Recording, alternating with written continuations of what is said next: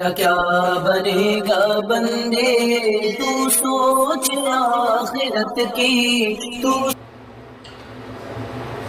دوسرا کام جو رمضان میں ہمیں کرنے کا ہے، رمضان میں مختلف عبادتیں ہیں، تراویح ہے، روزہ ہے، زکوٰۃ ہے، صدقۃ الفطر ہے، اعتکاف ہے، اور آخری عشرے میں طاق راتوں کی عبادات ہے۔ یہ جو اہم عبادات ہے، ان کے جو مسائل ہے، ان مسائل کو آپ وقت سے پہلے پوچھ کر معلوم کر کے سیکھ لیں، کیونکہ آپ کو یہ باتیں بتائی جائے گی لیکن ساری باتیں آپ کو ہم نہیں بتا سکتے۔ اس لیے آپ کے ذہن میں جو اشکالات ہیں، زکوٰۃ کے متعلق ہو، روزے کے متعلق ہو، صدقۃ الفطر کے متعلق ہو یا اعتکاف کے متعلق ہو، ان مسائل کو آپ خود سے آ کر پوچھ کر مسئلہ حل کریں۔ جو آپ کے ذہن میں سوالات ہیں، ان سوالات کو آپ کسی بھی عالم کے پاس رکھیے، وہ آپ کو صحیح جواب دے دیں گے۔ تو دوسرا کام تو ہمیں رمضان کے اندر ان مسائل کو سیکھنا ہے۔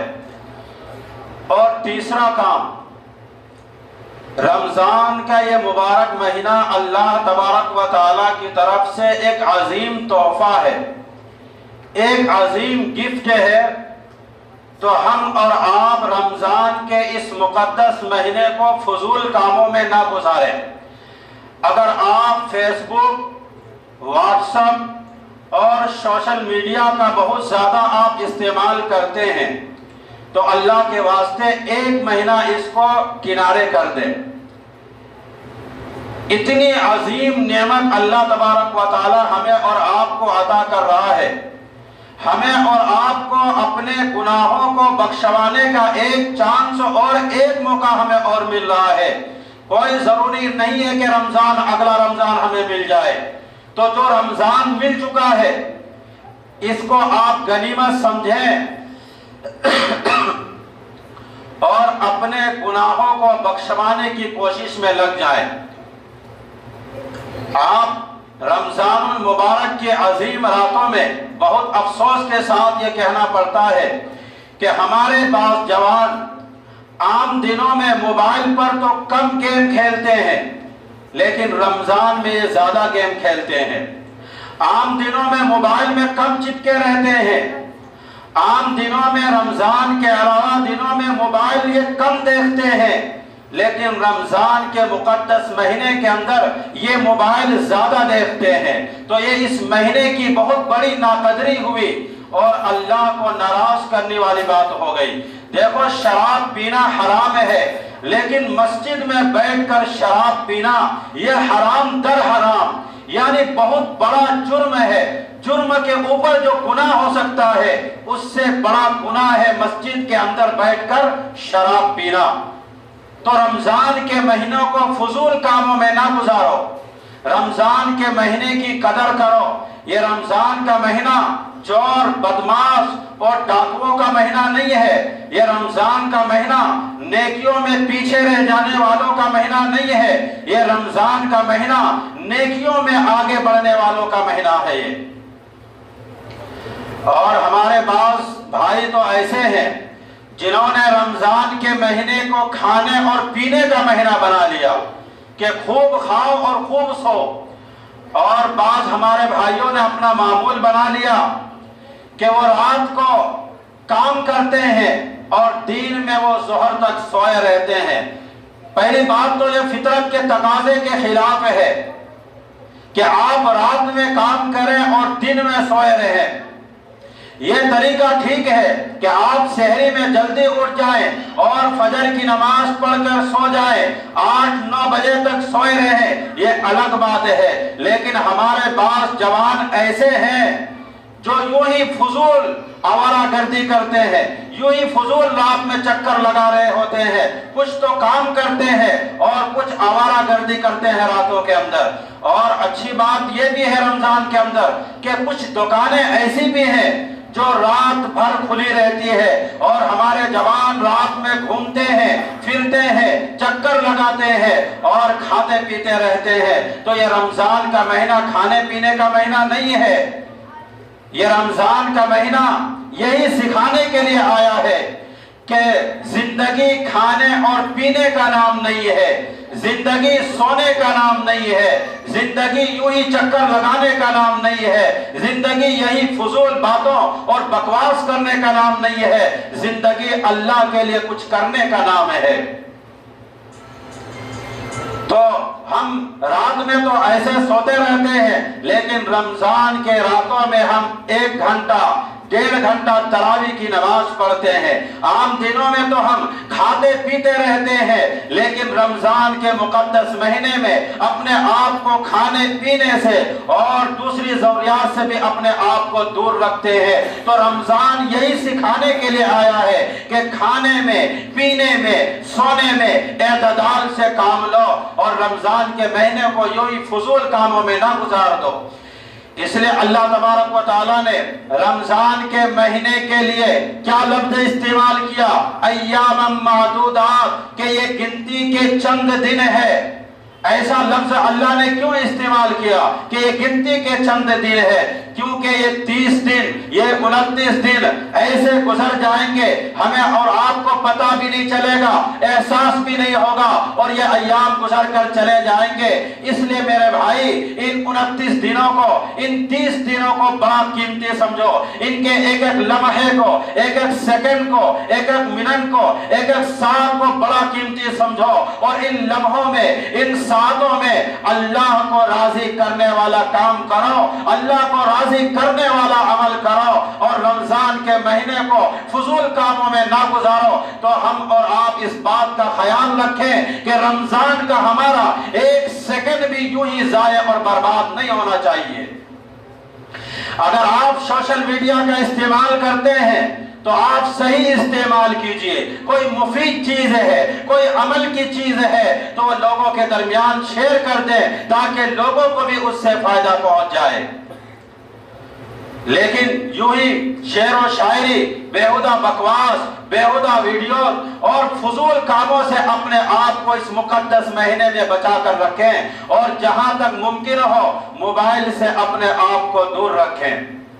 اسی طرح ہم 14 یا 15 گھنٹہ بھوکے رہتے ہیں، شاید کہ پورے سال میں بہت کم ایسا موقع آتا ہوگا جس میں ہم 13-14 گھنٹہ بھوکے رہتے ہوں، جس میں ہم پانی بھی نہ پیتے ہوں، لیکن رمضان میں ہم 13 یا 14 گھنٹہ بھوکے رہتے ہیں۔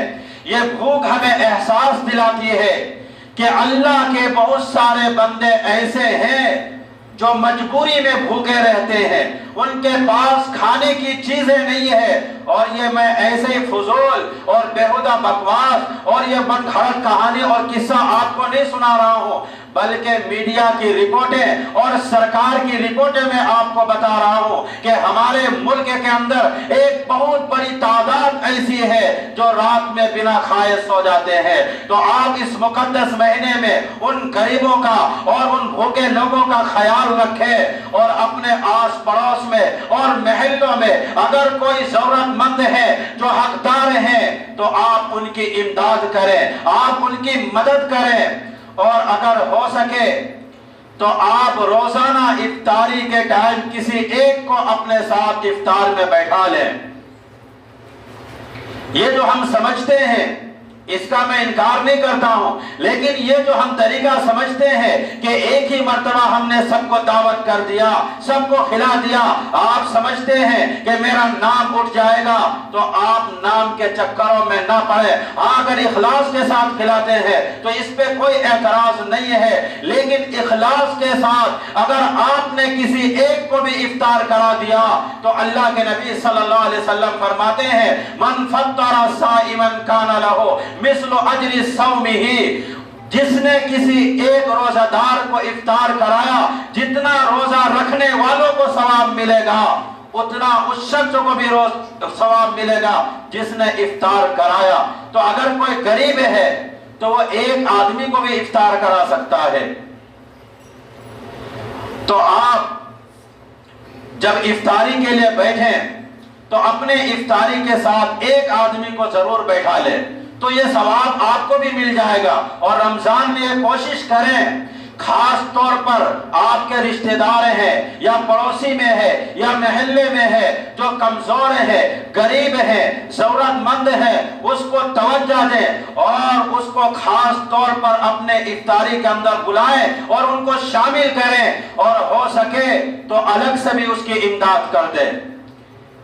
یہ جو ہمیں بھوک کا احساس ہوتا ہے، یہ ہمیں اس بات پر آمادہ کرتا ہے کہ سماج میں، معاشرے میں، محلے کے اندر اگر کوئی بھوکے لوگ ہیں تو ہم اس کا خیال رکھیں اور ہم اس کے کھانے پینے کا بھی انتظام کریں، ان کے افطاری کا انتظام کریں، ان کے سحری کا انتظام کریں، اس کے روزمرہ دنوں کے اخراجات کا بھی آپ انتظام کریں، خاص طور پر اس مبارک مہینے میں ان کا خاص خیال رکھیں۔ تو رمضان کا مہینہ شروع ہو چکا ہے، تو ہم سب یہ کوشش کریں کہ ہم پورے مہینے روزہ رکھیں گے اور ہم سب لوگ تراویح کی نماز پڑھیں گے انشاءاللہ۔ آپ کی نیت کیا ہے؟ کیونکہ اسلام کی بنیادی نیت پر ہے۔ اگر آپ کی نیت ہے کہ سب لوگ روزہ رکھتے ہیں، ہم بھی روزہ رکھ لیں گے، سب لوگ 13 یا 14 یا 15 گھنٹہ بھوکے رہتے ہیں، ہم بھی بھوکے رہ لیں گے، کچھ لوگ 2-4 دن تراویح کی نماز پڑھ لیں گے، ہم بھی نماز پڑھ لیں گے، تو یاد رکھیے آپ کی نیت کے اندر گڑبڑی ہے، آپ کی نیت ہی خراب ہے۔ نیت آپ کی یہ ہونی چاہیے کہ رمضان کے روزے فرض ہیں، اللہ نے رمضان کے روزے ہم پر فرض کیے ہیں، ہم اس روزے کو رکھیں گے اور اس روزے کے ذریعے انشاءاللہ تعالی اپنے آپ کو اللہ کے یہاں مغفرت کا حقدار بنائیں گے۔ یہ نیت آپ کی ہونی چاہیے۔ اور تراویح کی نماز ہم اس لیے پڑھتے ہیں کہ نبی صلی اللہ علیہ وسلم نے ہمیں تراویح کی نماز سکھایا ہے اور نبی نے خود تراویح کی نماز پڑھائی ہے اور نبی نے ہمیں نماز تراویح پڑھنے کا بھی حکم دیا ہے۔ اس لیے ہم تراویح کی نماز پڑھتے ہیں تاکہ اس تراویح کی نماز کے ذریعے اللہ ہمارے گناہوں کو معاف کر دے، ہمارے گناہوں کو بخش دے، اس لیے ہم تراویح کی نماز پڑھتے ہیں۔ اگر آپ حدیث کے الفاظ کے اندر غور کریں، جہاں بھی روزے کا ذکر آیا، جہاں بھی تراویح کا ذکر آیا، جہاں بھی اعتکاف کا ذکر آیا، جہاں بھی لیلۃ القدر کی راتوں کا ذکر آیا، وہاں آپ صلی اللہ علیہ وسلم نے 2 لفظ استعمال کیے، من صام رمضان ایمانا و احتسابا غفر له ما تقدم من ذنبه، کہ جس نے رمضان کے روزے رکھے ایمان کے ساتھ اور ثواب کی نیت کے ساتھ، تو آپ صلی اللہ علیہ وسلم نے شرط لگائی ایمان کی۔ ایمان کے بغیر تو ہم روزہ رکھے اس کا کوئی فائدہ نہیں ہے، کیونکہ بہت سارے ہمارے غیر مسلم بھائی بھی بعض موقع پر وہ روزہ رکھتے ہیں، تو کیا ان روزوں کا ان کو ثواب ملے گا؟ نہیں ملے گا۔ ایمان کا ہونا ضروری ہے، تو آپ ایمان کے ساتھ، ثواب کی نیت کے ساتھ تراویح کی نماز پڑھیں، روزے رکھیں، اعتکاف کریں، صدقۃ الفطر بھی دیں اور لیلۃ القدر میں عبادت بھی کریں، یہ سارے کام ایمان کے ساتھ اور ثواب کی نیت کے ساتھ کرے۔ یہ نہیں کہ لوگ نماز پڑھتے ہیں ہم بھی پڑھ لیے، روزے رکھتے ہیں ہم بھی رکھ لیے، تو پھر تو آپ لوگوں کو دیکھ کر کرتے ہیں۔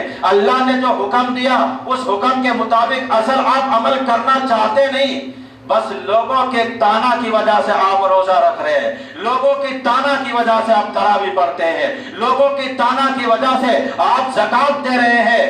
ایسی نیت نہ کرے، بلکہ نیت یہ ہونی چاہیے اللہ نے ان چیزوں کا ہم پر فرض کیا ہے، اس لیے میں ان چیزوں کو ادا کر رہا ہوں۔ اور رمضان کے اندر ایک اہم عبادت تراویح کی نماز ہے۔ بہت سے بھائی یہ سمجھتے ہیں کہ تراویح کی نماز ہم گھر میں پڑھ لیں گے، جماعت کے ساتھ تراویح کی نماز پڑھنے کی کیا ضرورت ہے؟ تو ایک بات یاد رکھیے، تراویح کی نماز جماعت کے ساتھ پڑھنے میں زیادہ ثواب ہے۔ رسول اللہ صلی اللہ علیہ وسلم کی صحیح حدیث ہے، من قام مع الامام حتی ینصرف، کہ جو لوگ امام کے ساتھ قیام اللیل کرے، جو لوگ امام کے ساتھ نماز پڑھے، حتی ینصرف، یہاں تک کہ امام سلام پھیر دے، یہاں تک کہ امام नमाज को पूरी कर ले, कुतिबा लहू क़ियामुल लैलतिन, तो उस नमाज पढ़ने वालों को पूरी रात नमाज पढ़ने का सवाब मिलेगा। आपने आधा घंटा तरावी की नमाज पढ़ी, 1 घंटा तरावी की नमाज पढ़ी, 1.5 घंटा तरावी की नमाज पढ़ी, लेकिन आपको सवाब पूरी रात क़यामुल लैल का आपको मिल रहा है। ये कब मिलेगा? जब आप इमाम के साथ तरावी की नमाज पढ़ेंगे। इसी को अल्लाह के नबी ने फरमाया, मन कामा मअल इमाम हत्ता यंसरिफा।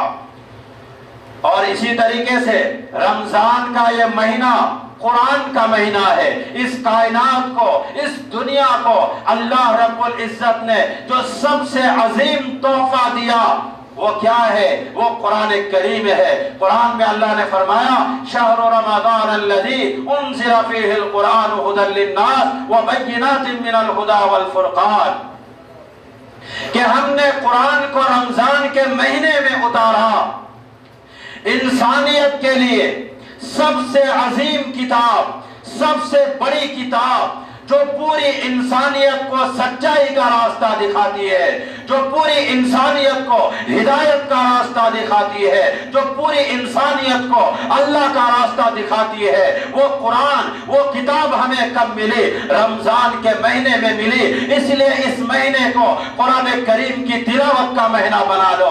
रमजान के महीने में आप पूरा 30 दिन में 30 कुरान खत्म कर दीजिए।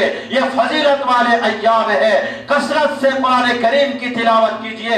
30 दिन में 30 कुरान खत्म कर दीजिए। कोई मसला नहीं है, सहाबा किराम से साबित है। अगर आप हमारे असलाफ को देखें, हमारे बुजुर्गों को देखें, तो रमजान के इस मुकद्दस महीने के अंदर वो कुरान करीम की तिलावत की तरफ किस तरह मुतवज्जा फरमाते थे, किस तरह कुरान की तिलावत की तरह अपने आप को मुनहमिक कर लेते थे, कुरान करीम की तिलावत में अपने आप को मशगूल कर लेते थे। इन अय्याम को, इन दिनों को कुरान करीम की तिलावत करके गुजारते थे। इमाम मालिक रहमतुल्लाह अलैह जो बहुत बड़े मुहद्दिस थे, उनसे हदीस सीखने के लिए हजारों किलोमीटर से लोग सफर करके आते थे, लेकिन इमाम मालिक रहमतुल्लाह अलैह रमजान के मुकद्दस महीने के अंदर अपनी हदीस की मजलिस को बंद कर देते थे और वो ये कहते थे कि मैं इस मुबारक महीने में हदीस नहीं पढ़ा सकता, 1 महीने के लिए मैं हदीस की मजलिस को बंद करता हूँ। इमाम मालिक जैसा मुहद्दिस रमजान के मुकद्दस महीने को कुरान के लिए खास कर दिया था और पूरे महीने को कुरान करीम की तिलावत में गुजार देते थे।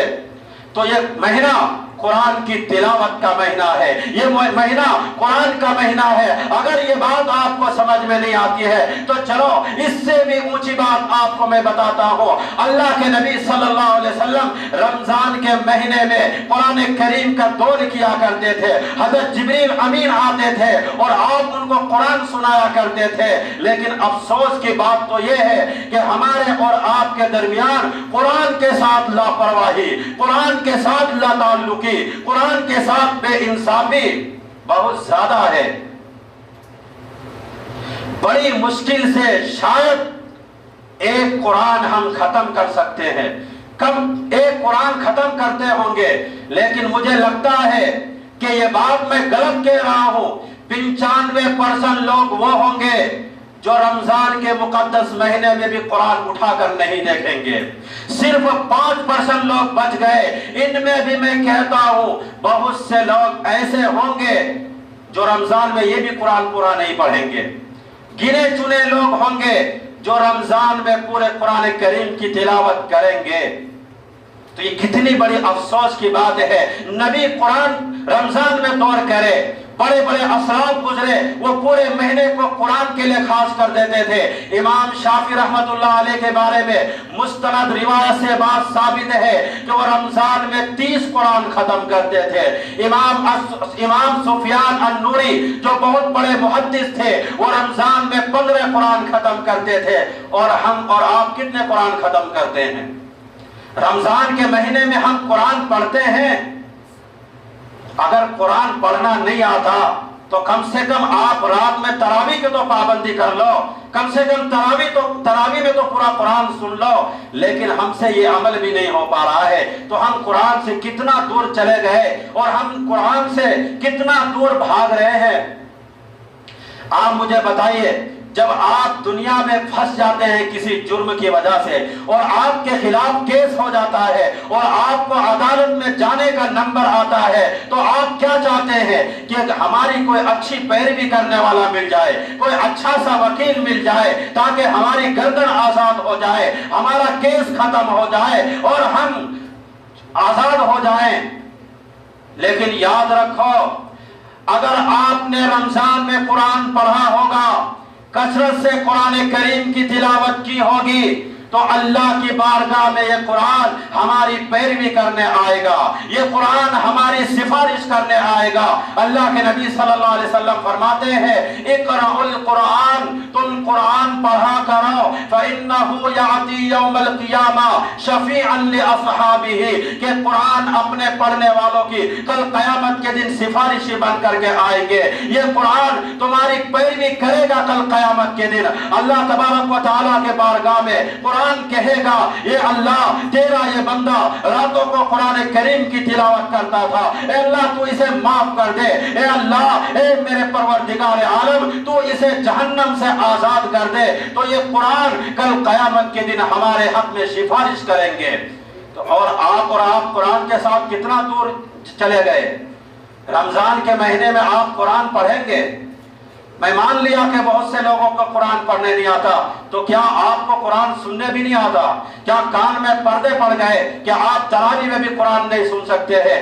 اس لیے جن لوگوں کو قرآن پڑھنا نہیں آتا وہ تراویح میں پابندی کرے اور شروع میں آنے کی کوشش کرے، اور کم از کم سال میں ایک مرتبہ پورے قرآن کا آپ ایک مرتبہ سن لیں۔ اگر پڑھ نہیں سکتے، جس کو پڑھنے آتا ہو تو کم از کم روزانہ 2 پارہ 3 پارہ، یا جس کو کم آتا ہو آدھا پارہ 4 صفحہ معمول کے مطابق وہ تلاوت کرے، اور کم از کم 1 صفحہ یا 10 لائن ترجمہ اور تفسیر کے ساتھ آپ قرآن پڑھے، قرآن کے ساتھ اپنا رشتہ مضبوط کرے، قرآن کے ساتھ اپنا تعلق مضبوط کرے، اور گھر میں اپنے عورتوں کو بھی کہے کہ وہ قرآن پڑھے، سمجھ کر کے پڑھے۔ وہ ان کو کہیں کہ قرآن کے ساتھ اپنا رشتہ مضبوط کر لو، قرآن کے ساتھ اپنا تعلق مضبوط کر لو۔ اگر آپ نے دنیا کے اندر قرآن کا حق ادا کر لیا تو کل قیامت کے دن یہ قرآن تمہارا حق ادا کر دے گا۔ وہ حق کیا ہوگا؟ اللہ کی بارگاہ میں سفارش کریں گے قرآن جا کر، اور اللہ قرآن کی سفارش کو رد نہیں کریں گے، بلکہ اس کی سفارش قبول کر کے اللہ تبارک و تعالیٰ قرآن پڑھنے والوں کو جنت تک پہنچا دیں گے۔